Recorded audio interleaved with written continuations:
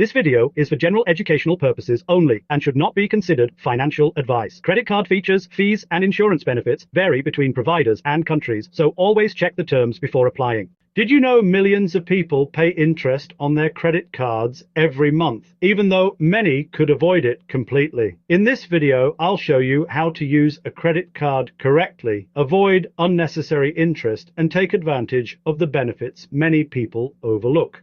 Credit cards often get a bad reputation. Some people believe they're dangerous and should be avoided completely. Others use them for almost everything they buy. The truth is that a credit card is simply a financial tool. Used correctly, it can save you money, provide valuable benefits, and even improve your financial flexibility. Used incorrectly, it can become one of the most expensive forms of debt you'll ever have. Let's look at how to use a credit card the right way.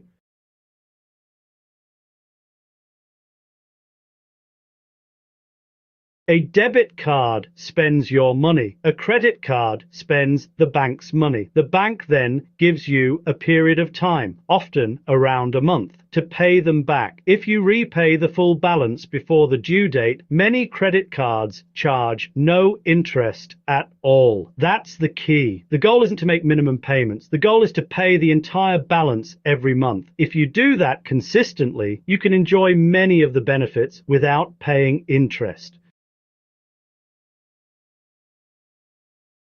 This is probably the single most important lesson. Many credit cards charge interest rates of 15%, 20%, or even higher. If you only make the minimum payment each month, interest is added to the remaining balance. That means you're paying interest on yesterday's shopping long after you've forgotten what you bought. Whenever possible, set up an automatic payment for the full statement balance. Treat your credit card exactly like cash. If you can't afford to pay it off this month, consider whether you should buy it at all.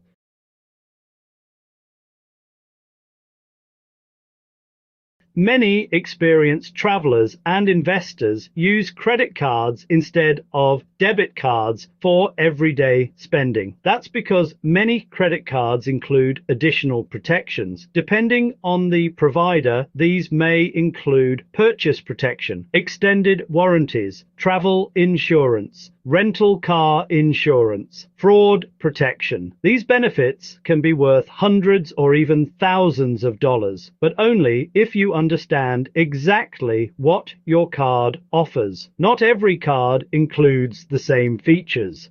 Always read the benefits guide before relying on them. Some credit cards also reward you for spending. They might offer cashback, airline points, or reward points. For example, if your card offers 1% cashback and you spend $20,000 over a year, you could receive around $200 back. That sounds great, until you pay 1 month of interest.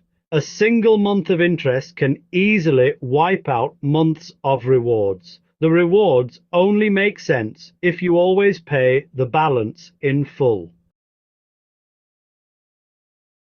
Many premium credit cards charge an annual fee. Sometimes that fee is worthwhile. If you travel regularly and use airport lounges, travel insurance, or reward programs, the benefits may be worth more than the annual fee. But if you rarely use those benefits, you're simply paying for features you don't need. Choose a card that matches your lifestyle, not someone else's.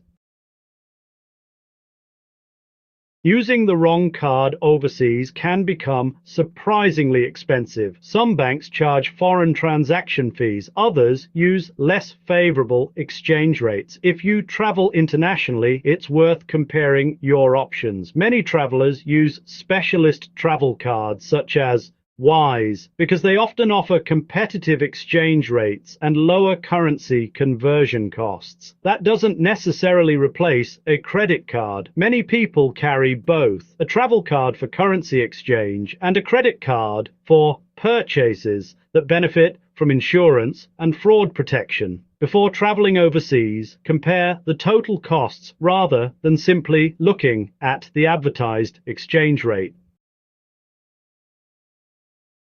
What if you already have credit card debt? Don't panic. Start by listing every credit card you owe money on. Write down the balance, the interest rate, the minimum payment. One common strategy is to pay the minimum payment on every card, then put every extra dollar towards the card with the highest interest rate. Once that's paid off, move to the card with the next highest interest rate. This is known as the debt avalanche method. It reduces the amount of interest you pay over time and can help you become debt-free sooner.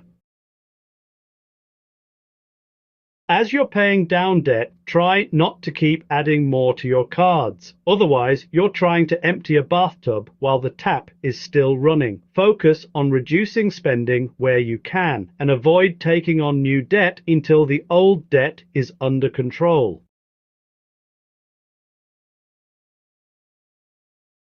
One final point that's worth remembering. Just because a bank approves you for a $10,000 or $20,000 credit limit doesn't mean you should spend anywhere near that amount. A credit limit is simply the maximum the bank is willing to lend you. It isn't a recommendation and it isn't a spending target. Think of it like the top speed on your car. Just because your car can travel at 200 kilometers an hour doesn't mean you should drive that fast everywhere. In the same way, your credit limit tells you what's possible, not what's sensible. Your budget should always be based on what you can comfortably afford to repay in full each month, not on how much credit is available. If you consistently spend within your means and pay your balance in full, your credit card can be a useful financial tool. If you treat your credit limit as extra income, it can quickly become a very expensive form of debt.